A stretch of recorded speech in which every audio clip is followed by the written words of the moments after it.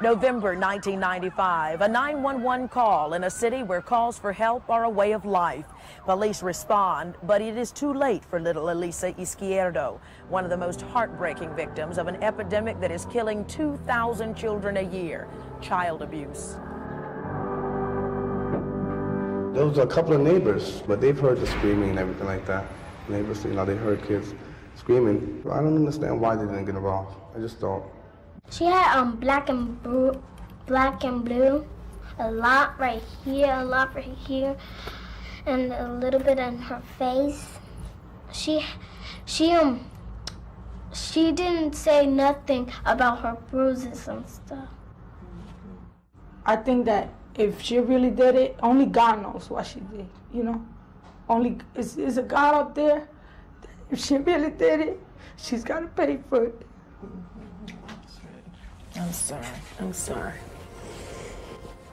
Did you notice anything about her? Did you notice that anything was bleeding, that she had bruises, that anything was broken after he hit her? No. Because when they found her, they say that she had broken fingers. One bone was sticking right through her finger. They say that she had cigarette burns on her mouth, her head, her face, her body. They said she was sexually abused over a 7-week period, repeatedly penetrated with a hairbrush, both anally and vaginally. They say that her abdomen was swollen up because she had, indicating that she had internal injuries. And they say that the child had bruises everywhere, wounds in various stages of healing, indicating abuse over a long period of time. You as a mother, when you held that baby, rocked it in your arms for 2 days, you didn't notice that?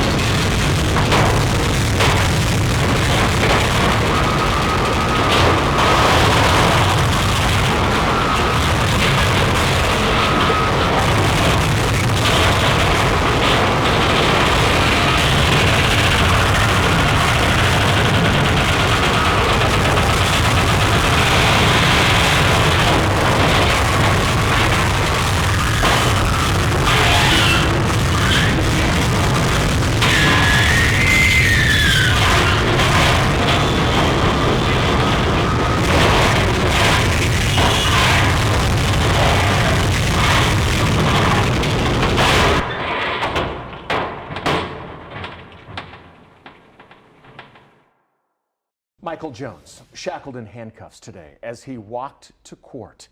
He was given a life sentence for the gruesome murder and torture of his 7-year-old son. The remains of Adrian Jones were found in November of 2015 at this Wyandotte County home. The boy was supposed to be in the care of his father and stepmother, but police say when they got there, they found a house of horrors. Today, his father was sentenced for murdering him and feeding that 7-year-old's boy, the body of him, to pigs. His stepmother, Heather Jones, was sentenced to life in prison with the possibility of parole in 25 years. I don't want to torture people, but I want them to know. I don't want them to forget Adrian. I don't want him to be another nameless victim. I don't want them to remember Heather and Mike as the parents who fed their child to the pigs. I want them to remember a little boy named Adrian Jones who will never be here again. I mean, that's what I sleep with. That's the picture that's on my desk next to the picture of my family every single day. I don't want anyone to ever forget Adrian Jones.